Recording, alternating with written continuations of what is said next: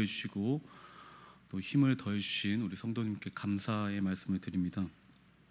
제가 갔다 와서 그 목이 원래 안 쉬었었는데 그 수요 예배할 때 조금 쉬었었어요. 그래서 원래 이제 제 생각은 이제 기도를 충분히 하고 이제 찬양도 많이 하고 왔는데 이제 목이 안 쉬었잖아요. 그럼 이제 누군가 물어보겠죠. 아니 전사님 수련회 갔다 왔는데 이렇게 목도 안 쉬고 기도 조금 하신 거 아니냐 이렇게 물어보면 이제 제가 사실은 아니 무슨 수련회 가서 목이 쉽니까 후지게 평소에 이렇게 하던 사람은 목 안 쉽니다라고 말씀드리려고 했는데 쉬었어요. 그러니까 네. 이런 생각이 들었어요. 그러니까 누구나 상관없이 목회자든 아니면 성도든 상관없이 하나님께 구분된 시간이 필요하다.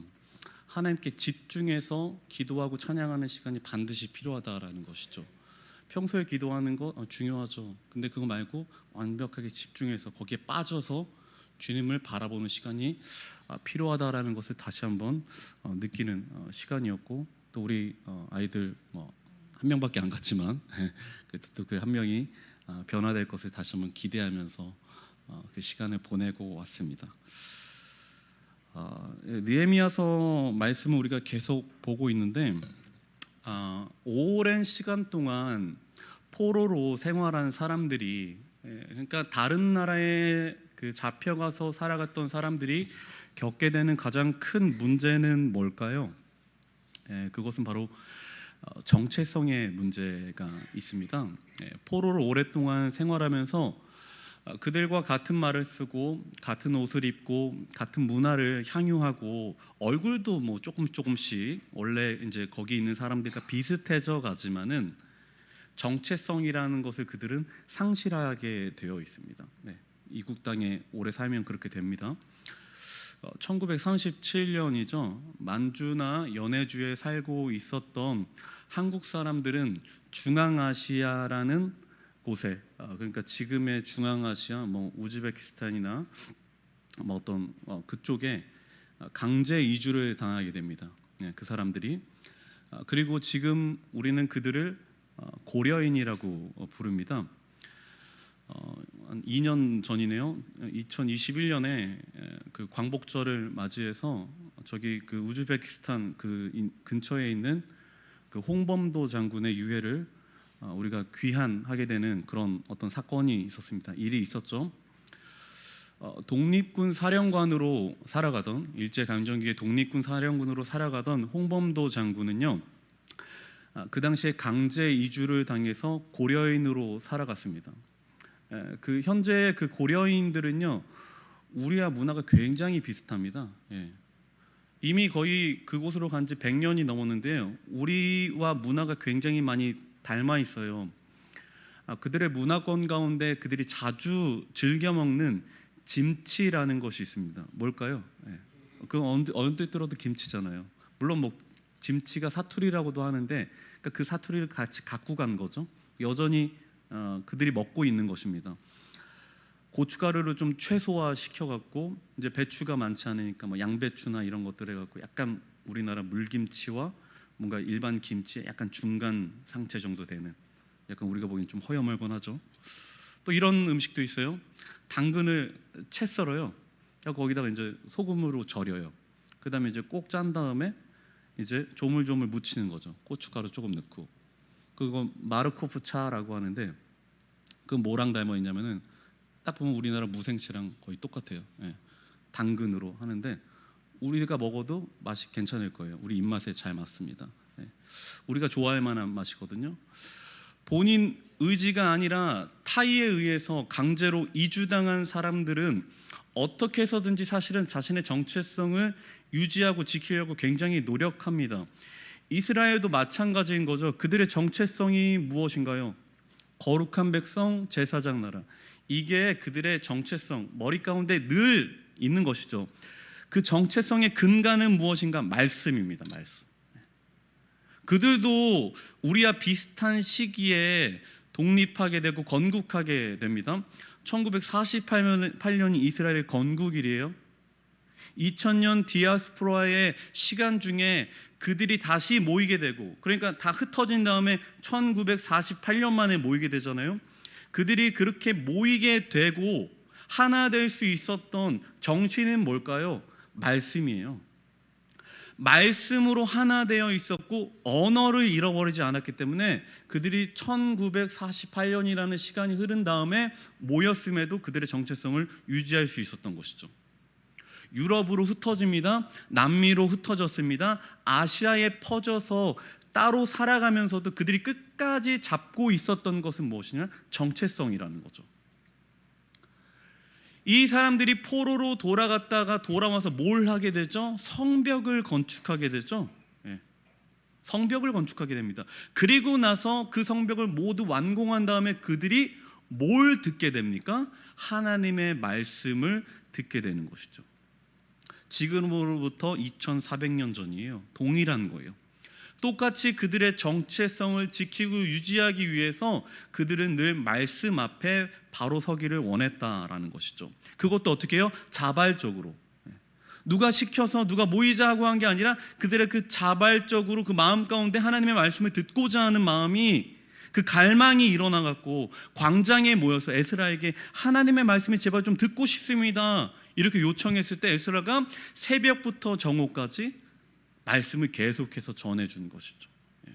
우리의 최대 시간은 몇 분이죠? 30분이잖아요. 근데 새벽부터 정오까지 놀라운 성령의 역사가 그들 가운데 일어났었다라는 것입니다.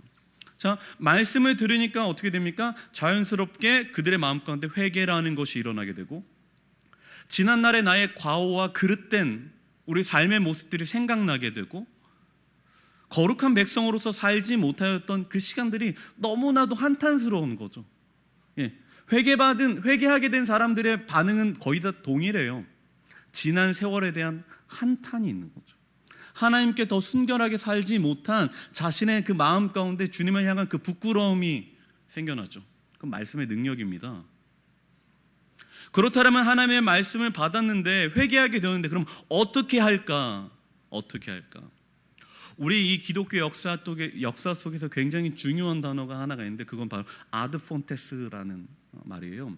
그 말이 뭐냐? 바로 근원으로 돌아가 보자 이거예요. 이거는 종교개혁 시즌에도 일어났었던 말이고요. 그리고 이 느헤미야 이 시절에도 똑같은 말이 있었습니다. 우리 근원으로 돌아가 보자. 그 말은 뭐냐면은 바로 말씀으로 돌아가 보자라는 거죠. 말씀의 기준에서 우리가 한번 살아가자라고 하면서 아드 폰테스 했던 거죠. 말씀을 쭉 살펴봅니다. 창세기부터 모세오경을 쭉 살펴보는 거예요. 그들이 그 말씀을 보고서 어떤 부분에 걸리게 됩니까? 말씀을 탁 읽었는데 그 말씀이 나를 막 찌르는 거죠. 근데 어떤 부분에서 정확히 걸리게 되냐? 바로 이방인들과의 교류의 문제가 걸렸다라는 것이죠. 우리가 그래도 저번 주에도 한번 들었었잖아요. 이방인과의 통혼의 문제가 그들의 그 심령을 팍 찌른 것이죠. 자, 하나님께서 그 백성들에게 원했던 것이 무엇일까요? 우리 출애굽기 34장 15절 16절 말씀을 한번 통해서 볼 텐데요. 하나님이 이스라엘 백성들을 출애굽시키면서 반드시 이걸 지키라고 말씀하셨는데요. 한번 읽어보겠습니다. 너는 삼가 그 땅의 주민과 언약을 세우지 말지니 이는 그들이 모든 신을 음란하게 섬기며 그들의 신들에게 제물을 드리고 너를 청하면 내가 그 제물을 먹을까 함이며 또 내가 그들의 딸들을 내 아들들의 아내로 삼음으로 그들의 딸들이 그들의 신들에게 음란하게 섬기며 내 아들에게 그들의 신들을 음란하게 섬기게 할까 함이니라. 아멘. 하나님이 처음부터 뭘 경계했습니까? 통혼의 문제를 경계한 거예요. 야, 그 가나안 땅에 갈 텐데 너네 그거 진짜 조심해야 된다라고 하나님께서 명령하신 거죠. 이방인과 약속하지 말아라. 이거 하나님께서 첫 번째로 하신 말씀입니다. 결혼도 시키지 마라. 우리가 보통 이 사회생활을 하게 되면요, 내가 원치 않는 일들을 해야 할 때가 생깁니다. 내가 하나님의 자녀로서 원치 않는 일을 해야 될 때가 생깁니다. 원치 않는 사람을 만나서 원치 않는 접대를 해야 되고 때로는 건전하지 않은 모임에 어울려야 할 때가 있죠. 불법과 불의에 자신을 내어주는 그런 시련을 우리는 경험하게 됩니다. 예기치 않게 예배를 뒤로하는 일들이 생기게 됩니다. 대부분의 사람들은요, 그러니까 신앙이 없는 사람들은요, 그 나머지 시간도 어떻게 하면 저 사람과 연줄을 만들어 갖고 내가 더 성공할까, 그것을 위해서 바라보고 달려가죠. 불법과 불의에게 자신을 기꺼이 내어주죠. 오직 성공만을 위해서. 그래서 사람들이 찾고 있는 게 무엇입니까? 늘 학연 찾고 지연 찾고 혈연 찾으면서 그걸 어떻게든 끌어와 갖고 내가 할 수 있는 모든 것을 동원해 갖고 어떻게든 성공하려고 사람들이 노력하지 않습니까? 나랑 같은 뭔가 언어를 쓰네. 나랑 같은 학교, 나랑 같은 고향, 이거 찾는 거예요. 그래서 어떻게든 간에 그 사람의 그 줄을 타려고 하는 사람들의 습성이 있죠. 자, 근데 우리 학연, 지연, 혈연 이 세 가지 중에 최고의 연이 뭔지 아십니까? 가장 강력한 연이 뭔지 아세요? 흡연이에요. 흡연.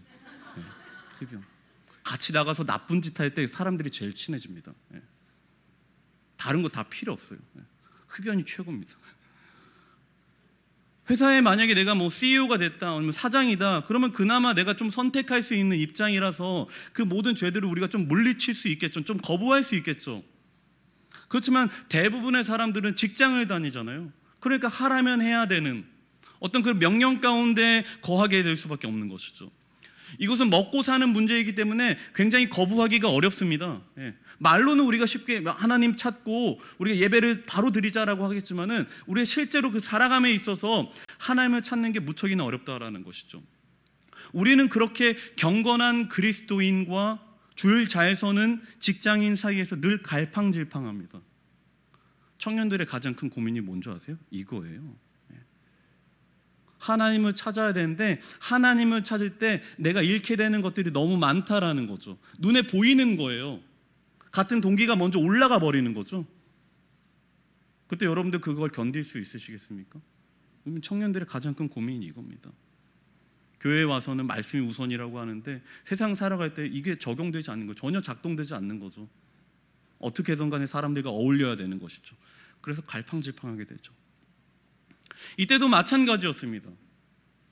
모든 사람들이 다 뭐 이 당시에 뭐 직장 다니는 게 아니잖아요. 농사 짓거나 아니면 뭐 유목 생활하거나 뭐 짐승 키워다 팔거나 이런 생활을 다 하지 않겠습니까? 자, 그러면은 그때에 그들 가운데 장사가 제일 잘 되는 날이 어떤 날일까요? 안식일이에요. 안식일. 물론 그리스도인들, 그러니까 하나님을 섬기고 있는 여호와 신앙을 갖고 있는 사람들은 안식일 날을 구분 지어서 그날을 하나님께 온전한 시간으로 바치겠지만은 그 주변에 있는 하나님을 믿지 않는 수많은 사람들은 안식일이 그때에 가장 크게 장사할 수 있는 시간이라는 거죠. 장사 잘 됩니다. 물건도 저렴합니다. 사고 팔면서 많은 이윤을 남기게 됩니다. 우리 31절을 한번 읽어볼까요? 오늘 읽었었는데 31절 읽어볼게요. 혹시 이 땅 백성이 안식일에 물품이나 온갖 곡물을 가져다가 팔려고 할지라도 우리가 안식일이나 성일에는 그들에게서 사지 않겠고 일곱째 해마다 땅을 쉬게 하고 모든 빛을 탕감하리라 하였고. 아멘. 그렇죠.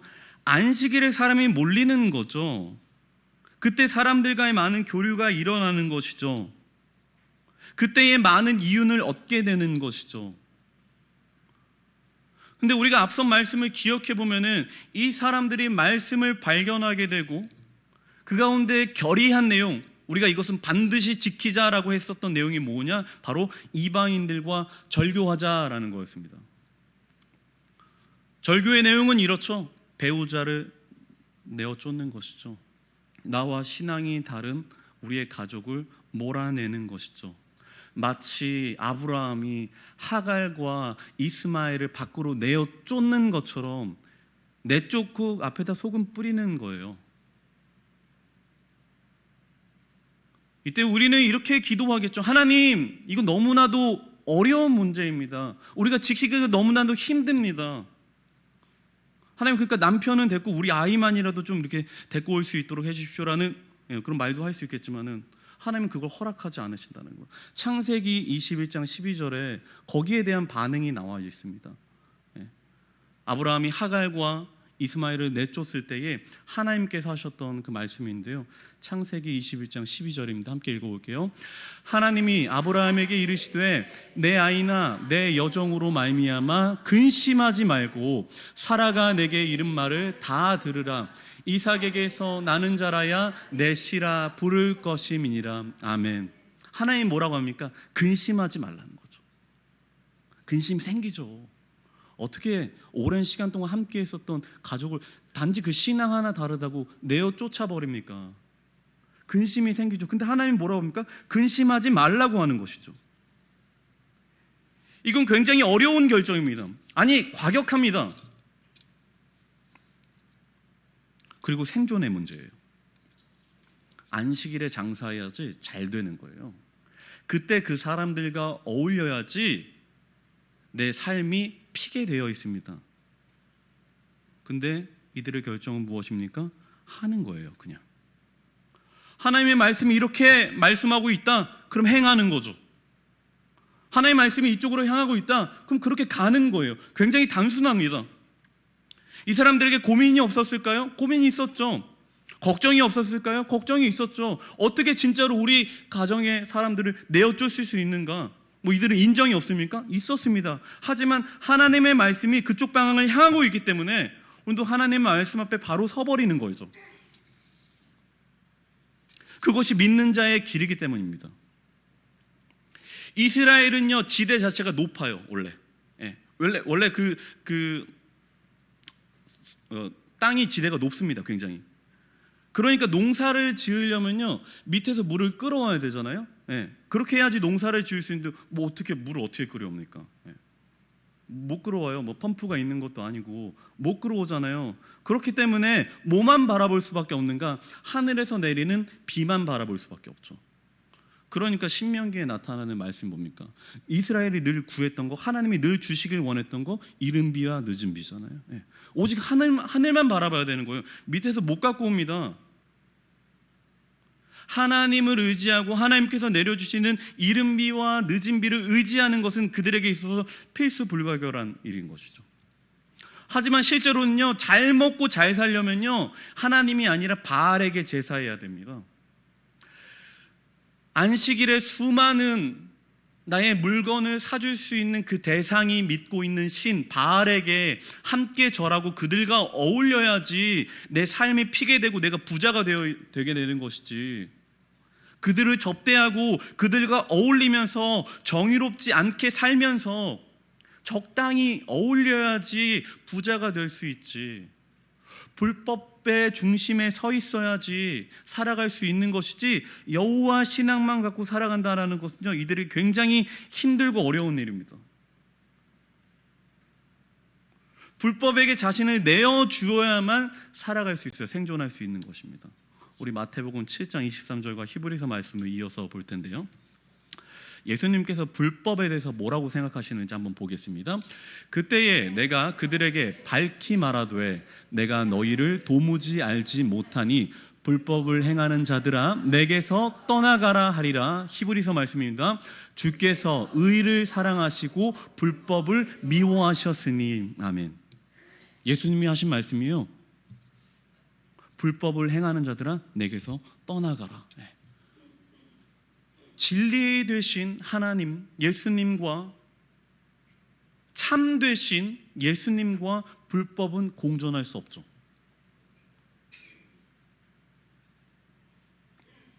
이방인과 절교하고 온전한 안식일을 드리겠다라는 것은 우리의 모든 삶과 경제활동과 소득의 문제와 당장의 나의 의식주를 하나님께 맡긴다라는 철저한 신앙의 고백입니다. 여러분들도 이렇게 살아가실 수 있겠습니까? 굉장히 어려운 하나님께서 도전해 주시는 말씀입니다. 우리의 삶의 문제, 소득의 문제, 경제의 문제, 당장의 의식주 해결하려면은 바알 신앙과 함께 어울려야 돼요. 하나님은 그걸 싫어하시죠. 불법은 나와 함께 있을 수 없다. 이것은 이들이 갖고 있는 철저한 신앙 고백이죠. 우리 신명기 7장 3절 4절도 읽어볼 텐데요, 여기에서도 하나님께서 이스라엘에게 명령하시는 말씀이 있습니다. 7장 3절 4절입니다.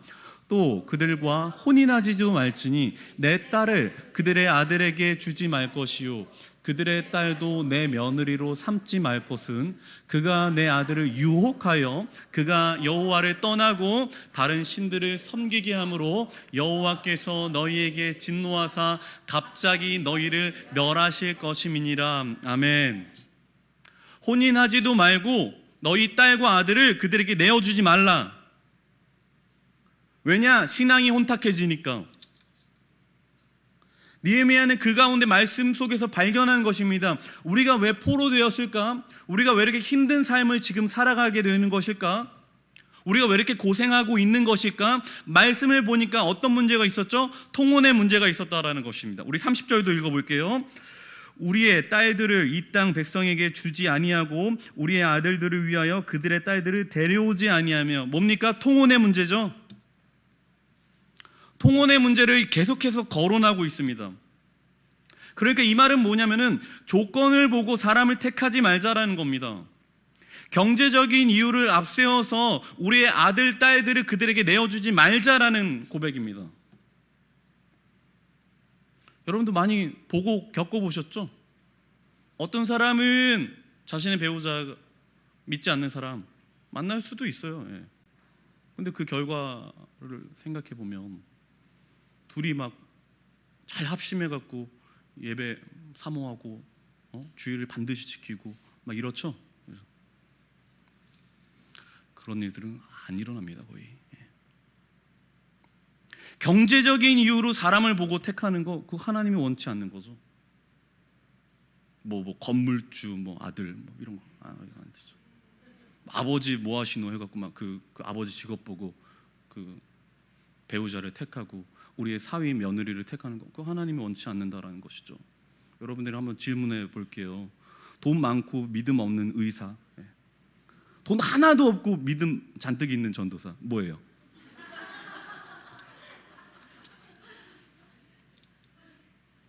갭이 너무 크죠? 그죠? 제가 하긴 갭이 너무 크잖아요. 놀라우신 그 믿음과 겨우 제가 의사를 비교했다니. 이스라엘의 그 리더십들이, 그러니까 이스라엘에 그 있었던 많은 지도자들이 하나님의 율법과 명령대로 살겠다고 서약하고 거기다 임봉하거든요. 그랬더니 그 남아있는 백성들의 반응이 있습니다. 우리가 읽진 않았지만 그 앞에 막 이름 막 잔뜩 나오잖아요. 그 사람들이 하나님의 말씀대로 명령대로 살겠다고 거기다 이제 사인한 사람들이 이름이거든요. 그랬더니 그 나머지 그걸 본 백성들이 반응이 있었는데 우리 28절을 한번 읽어보겠습니다. 그 남은 백성과 제사장들과 레위 사람들과 문지기들과 노래하는 자들과 느디님 사람들과 및 이방 사람과 절교하고 하나님의 율법을 준행하는 모든 자와 그들의 아내와 그들의 자녀들 곧 지식과 총명이 있는 자들은. 아멘.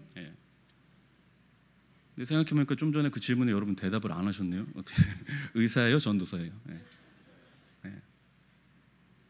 자, 28절에 보니까 그 사람들의 반응이 나오죠. 자, 보니까 제사장도 있고요, 레위인도 있고요, 문지기도 있고요, 노래하는 사람도 있고요, 느디님도 있습니다. 느디님, 이건 좀 우리에게 익숙하지 않은 사람이죠. 느디민 사람들이라는 건요, 사실은 이제 그 나라에 있어서 최하층민이에요. 나중에 그 성경을 좀 살펴보면요, 느디님은 뭔가 보내진 사람들이라는 뜻을 갖고 있거든요. 그러니까 레위인들에게 보내진 사람들이라는 것은 그때의 그 레위 사람들의 어떤 수발을 들던 사람들이라고 생각하면 됩니다. 그러니까 제일 뭔가 이렇게 하층민이라고 우리가 생각하면 됩니다. 그러니까 제사장, 레위 사람, 문지기들, 노래하는 사람, 느디님 사람까지도 앞에 리더십들이 하나님의 율법과 명령대로 살아가겠다고 서약한 것에 우리도 똑같이 서약하겠습니다, 동의하는 것이죠. 나도 그렇게 살겠습니다라고 동의했다라는 것이죠. 우리 8장 2절을 한번 보면요, 제가 한번 말씀드려 볼게요. 8장 2절을 보면은 그 수문앞 광장의 집회를 여러분 기억하시죠? 그때에 하나님의 놀라우신 말씀이 있어서 그들이 말씀을 듣고 회개하게 되고 하나님께 그 설교 듣는 그 시간들을 굉장히 기쁨으로 맞이하는 시간이 있지 않았습니까? 그때 8장 2절을 보면은 남자나 여자나 알아들을 만한 모든 사람이 거기에 나와서 주의 말씀을 들었다라고 되어 있습니다. 근데 마치 오늘 읽었던 28절도 마찬가지죠. 그 남은 모든 백성들, 그리고 레위인들, 제사장들이 주의 말씀에 서약하였다. 똑같습니다. 모든 사람이 한 명도 빠짐없이 나와서 주의 말씀대로 살겠다라고 오늘 서약한 것입니다. 주의 말씀대로 명령대로 살아가겠다고 약속한 가장 높은 지위에 있는 사람, 종교 지도자들뿐만 아니라 가장 낮은 계급에 있는, 밖에서 포로로 붙잡혀온 느디님 사람들까지도 곧 모든 사람들이 하나님의 말씀에 순종하기로 동참하였다라는 것이죠. 우리 32절도 한번 읽어볼 텐데요. 이 말씀이 좀 놀라운데 한번 읽어보겠습니다. 우리가 또 스스로 규례를 정하기를 해마다 각기 세겔의 3분의 1을 수납하여 하나님의 전을 위하여 쓰게 하됨. 아멘. 저 여기 부분이 좀 놀라운 부분이라고 생각하는데요. 이 말씀이 앞에 있는 부분과 계속해서 연결된다고 봐요. 말씀을 듣고 회개하면서 이제 하나님의 말씀과 계명대로 살겠다고 다짐하죠. 그것만 해도 잘한 겁니다. 자, 근데 이들이 더 나아가서 뭔 결단합니까? 우리가 또 스스로 규례를 정하기를, 이렇게 되어 있어요. 스스로 규례를 정했다. 그러니까 각자 자발적으로 말씀을 들을 때도 각자가 원해서 주의 말씀을 제발 좀 들려주십시오라고 말했던 것처럼 자발적으로 규례를 정했다. 이들이 말씀을 듣고 하는 반응인 것이죠. 자발적으로 말씀 듣길 원하고 자발적으로 기도하였고 자발적으로 집에 갔다가 다시 돌아와서 하나님께 예배하였잖아요. 근데 지금도 자발적으로 스스로 규례를 정해갖고 율법 외에 또 다른 규례들을 정해갖고 하나님께 지키기를 약속하였다. 그러면서 세겔의 3분의 1을 하나님께 드리겠다라고 하죠. 무엇인가 인위적으로 하는 것에도 저항이 있지만은 그렇다고 자발적으로 그냥 하도록 놔두는 것도 능사는 아니에요. 그죠? 이 두 가지가 늘 함께 있어야 되는 거잖아요. 요청도 있어야 되고 자발성도 있어야 되는 것이죠. 느헤미야가 나섰고 뒤에 백성들이 따랐던 것처럼 누군가는 먼저 시작해야 되고 누군가는 자발성을 갖고 하나님의 말씀 앞에 서야 되는 것이죠. 예전에 이제 요즘에도 보면요, 여러분들 뭐 코미디 프로 이런 거 많이 보십니까? 아니면 예능 뭐 이런 재미있는 프로그램 보면요, 이런 게 나와요. 별로 내가 볼 때는 별로 웃기지 않은 장면인데 거기서 막 웃음소리가 나오잖아요. 기억하십니까? 그걸 볼 때에 별로 안 웃긴데 막 거기서 웃음소리가 나요. 근데 그게 이제 아침 프로그램 보면 제일 많이 나오죠. 별거 아닌데 거기에 있었던 그 아줌마 방청객들이 막 이런 거 있잖아요. 그죠? 뭐 별거 아닌데 뭐 막 이렇게 해주고. 그 왜 그러는 걸까요? 왜 그럴까요? 감탄사를 막 표현하잖아요. 왜 그러는 걸까요? 돈 줘서 그렇게 하는 겁니까? 왜 그럴까요? 이게 심리학 이론이에요. 사회적 증거의 법칙. 이게 뭐냐? 쉽게 말해서 다른 사람들이 행동하는 대로 나도 똑같이 따라하려고 하는 인간 심리를 말하는 거예요. 그러니까 별로 재미없는데 프로그램에서 웃으면은 그 재밌게 느껴요. 별로 안 슬픈데 거기서 이러면은 나도 괜히 마음이 쓰이는 거죠. 꽤 막 거기서 막 뭐 음식 맛있다고 그러면 막 나도 먹고 싶고 막 이런 거 있잖아요. 그게 사회적 증거의 법칙이라는 인간의 심리예요. 그러면 이렇게 되는 거죠. 누군가 그 반응을 보였을 때 나도 그렇게 해도 되는구나 라고 느끼게 되는 거예요. 이때 나도 웃어도 되는구나. 나도 슬퍼해도 되는구나. 나도 이렇게 반응해도 되는구나.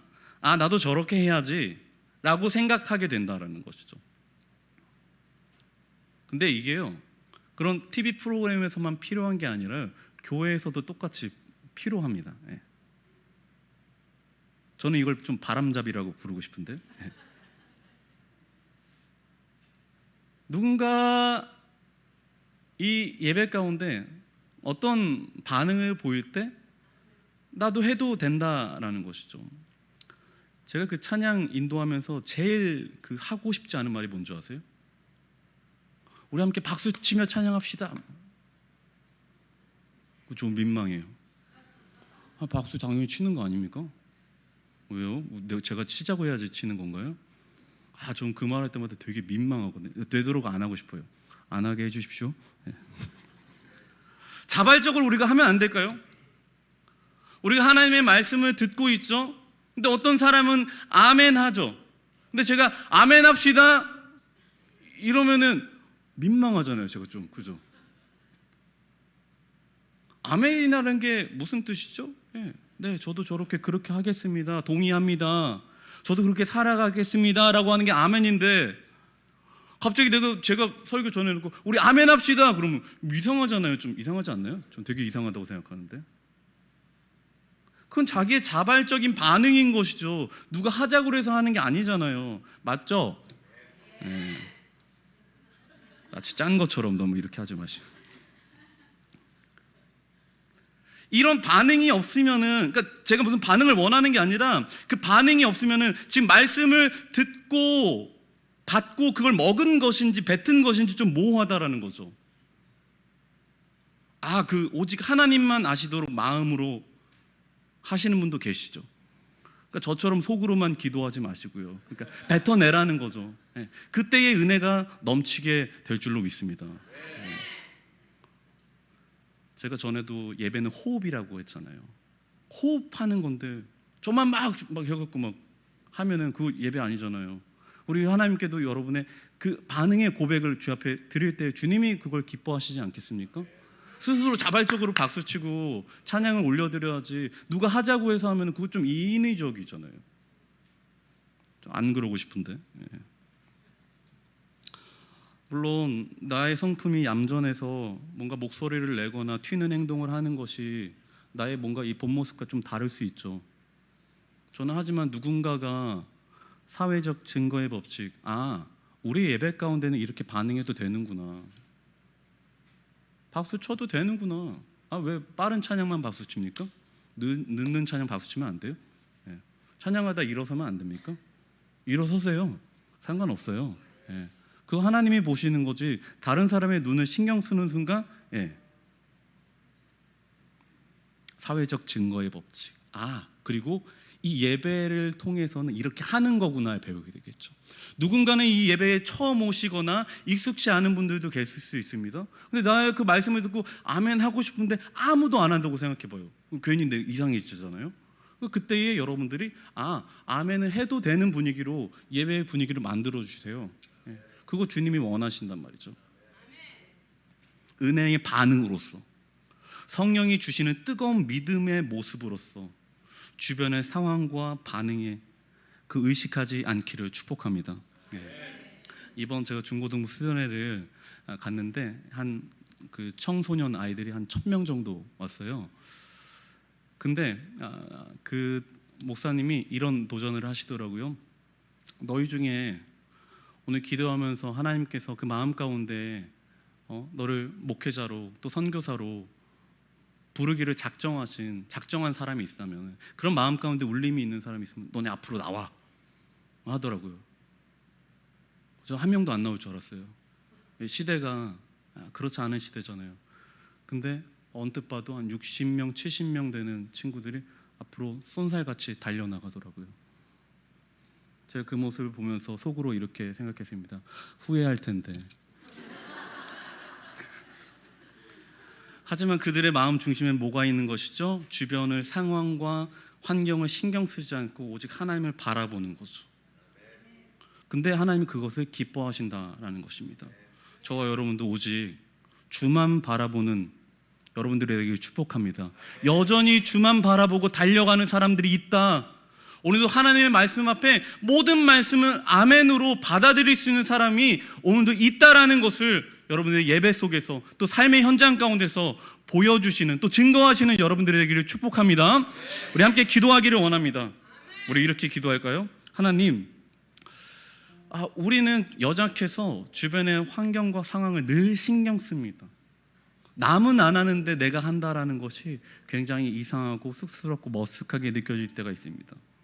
하지만 그것은 나의 의도가 아니라 주님께서 내 마음 가운데